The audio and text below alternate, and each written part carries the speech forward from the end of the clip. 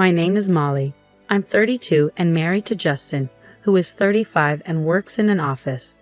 I work from home as a freelance fashion designer. My work was a bit up and down at first, but then I got a big project with a great paycheck. With that money, Justin and I moved into a fancy high-rise apartment.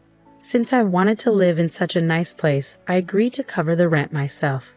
Justin was really happy about the new apartment, and I thought our future looked bright. But then something unexpected happened. One day, Justin brought his 65-year-old mother, Betty, to our apartment. Her husband had died 3 years ago, and she had been living alone since then. Hi, Molly. Hi, Betty. It's been a while. What's up? Well, she wants to move in with us, Justin said awkwardly. Why? To my surprise, Justin explained that Betty's house was old and falling apart. She didn't have much money and needed a temporary place to stay. Oh, I see. I understood but wasn't thrilled. I thought of our apartment as our cozy space, and since I didn't know Betty well, she felt like a stranger. I was hesitant about having her move in. Her house is in bad shape. I'll help her find a new place soon. Justin begged me to agree. Okay. I agreed, thinking it would be for a short time. Betty moved in a month later. Thank you so much for letting me stay in this amazing apartment. No problem. Make yourself at home. I greeted her with a polite smile, though it felt forced. Sorry to ask right away, but could I borrow some money? Huh? Money? After Betty had just settled into her room, she asked me for a loan. I was surprised by how direct she was. Yes, I've been seeing the doctor a lot lately, and it's been expensive. I just need a little help, please. How much do you need? About $300 for now. Considering her age and possible health issues, I understood that medical expenses might be high. Okay, I took $650 from my purse and gave it to her. Later, Justin asked me for advice, and I felt uneasy, wondering if it had something to do with Betty. You know, we should get a new car. I was so surprised I nearly fell off my chair. What do you mean? We bought a car just 2 years ago. But it's too small. We need a bigger one. I didn't see why size mattered. The car was fine for the two of us, or three, if we included Betty. Why did the size matter so much? I mean, my mom doesn't like it. Why? I don't understand. I didn't understand why Betty was complaining about a car that wasn't even hers. She wants a fancier car, like a Mercedes. Huh? I was completely confused. What a ridiculous idea. We can't afford a car like that. Who has the money to buy a new car just because someone doesn't like the old one? Does Betty even have a driver's license? I'm not buying an expensive car. Tell her no. I quickly turned down the idea. I couldn't see why Betty cared about the car. Then Betty asked me for more money. My medical bills have gotten even higher, and I'm behind on payments. Can you help me again? Should I be worried about your health? I asked her. Betty paused for a moment and said, Not really. I'm just feeling a bit down and having trouble sleeping. Therapy is really expensive. I'm really sorry. I understand.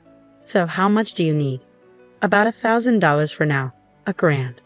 I was taken aback. I didn't know much about therapy, but that seemed like a lot. I'm sorry, my insurance only covers a limited number of sessions. After that, I have to pay half the cost. Okay, I'll get it for you by tomorrow. Even though I was shocked by the amount, I tried to accept that therapy could be costly, but Betty kept coming up with new reasons for needing money, like medical bills and travel costs to visit sick friends. When I realized the total had exceeded $5,000, I was starting to get really frustrated, even though my job was going well. Then I noticed something odd. I decided to peek into Betty's room one day. What? I saw designer bags and wallets neatly arranged on the wall shelf in Betty's room. I was stunned. She had been borrowing money from me, claiming she was broke.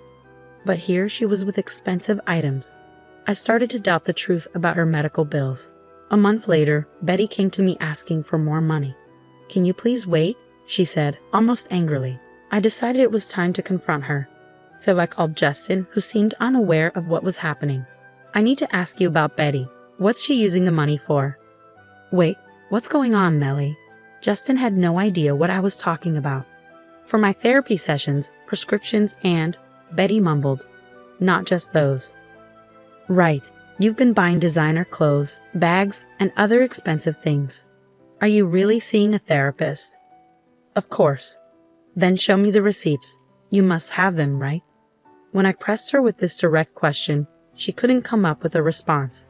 It became clear to me that she wasn't using the money for her health but for other things. Wait, what are you talking about? Justin was still confused. Betty has been wasting the money she borrowed from me. It's over $5,000. Even so, you're being too harsh. Can't you talk to her more gently? Justin was clearly siding with his mother. I don't have receipts. I was using the money for shopping and eating out with my friends, Betty finally admitted. I've noticed you seem relaxed and not at all depressed, even though you claim to have no money. If you were lying, please pay me back right now. Betty looked at me with desperate eyes. Wait, I can't come up with that much money right away. I've had enough, I said, pointing at her room. You have so many designer items. Sell them all if you need to, or move out. Justin, defending his mother, said, Hey, you're being unfair. She deserves a bit of luxury too. I wouldn't call it luxury. You've borrowed over $5,000, and it's wasted. It feels like a scam. You're being disrespectful. Don't act so entitled just because you're living here for free. If you're not happy with this, you should leave. What? That's nonsense. I was furious, almost ready to explode. I glared at him with intense anger. Did I say anything wrong? You're the one who brought Betty here. You just stay at home and do nothing. Who do you think made it possible for you to live in this nice apartment? I yelled, You're so arrogant, it's infuriating. Get out now. He was enraged. Fine, don't regret this. I grabbed only the essentials and left the apartment. I quickly found a new place to live. As a remote worker, I could work from anywhere. I wasn't fixed on living in a high-rise as long as I had a comfortable home. What's next? I decided I wouldn't return to the old place. I had been paying the rent myself, and I doubted Justin would be able to afford it on his own. My income was much higher than his. I went to see a realtor who had helped me before. It's becoming really hard to pay the rent due to personal reasons. I could afford it, but I lied on purpose. I'm sorry to hear that. What would you like to do? I asked him for a favor. One day, while I was working, I got a call from Justin. What's up?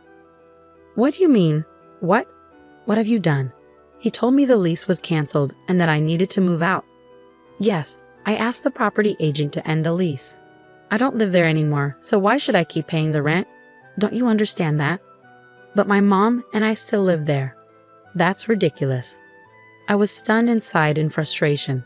I don't live there, so why should I keep paying for the apartment? If you're having trouble, talk to your mom. Maybe she can sell some of her things to get money.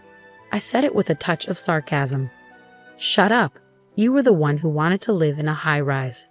If you don't want to move, why don't you just take over the lease yourself? Wait, I guess you can afford it with your salary. He seemed frustrated and couldn't come up with a better response. You should be able to manage a smaller place, so deal with it and move in with your mom. Are you crazy? My mom has already spent the money from selling her house, and I don't have any savings. How am I supposed to find a new place? That's not my problem.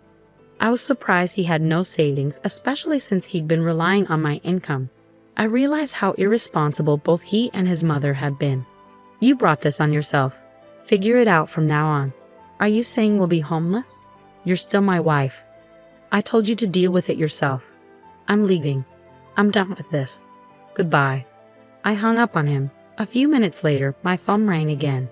It was Betty. Yes. Melly, I'm really sorry. I promise I'll pay you back. Please don't kick us out. She pleaded, her voice trembling with tears. I was surprised and felt a pang of sadness. I don't want to punish you, but you need to live within your means. If you only have a small retirement income, you should adjust your lifestyle accordingly. If you want a higher standard of living, you need to work for it. As a freelancer, I understood the harsh reality of working hard to afford a certain lifestyle instead of relying on others. It was my fault. I'm sorry. Please don't let us end up on the street. I'm sorry, but that apartment has already been leased to someone else. You really need to move out. This is a matter of regulations. I coldly rejected her request and ended the call. Later, I learned from the realtor that Justin and Betty had begged him in tears to keep the lease. However, he told them a new tenant was moving in soon, and they had to leave. Even if they had stayed, Justin's salary would have barely covered the rent, leaving them unable to afford anything else. It was absurd for them to rely on me while I was paying the rent. His stubbornness had led to this situation. I heard from acquaintances that Justin and Betty couldn't find a new apartment. They were moving from motel to motel because Justin didn't have enough money for the broker's fee or deposit, and no one was willing to be his guarantor. Although he could have used a guarantor service, he still needed the money for the fees and deposit. Betty's short work history meant her Social Security didn't provide much. They were even struggling to afford food. They had brought all this trouble upon themselves. On my side, I landed another big project and became financially more stable. Looking back on our marriage, I realized that relying too much on one partner, whether financially or otherwise, is not sustainable. When one person depends completely on the other, it can lead to major problems when things fall apart. As a result, Justin and I ended up separating and eventually divorced. Our feelings for each other had faded, and there was no reason to stay together. Now that we're no longer together, I feel a sense of relief. If I decide to marry again, I'll be more careful in choosing the right partner. The divorce gave me valuable insights and new perspectives on life.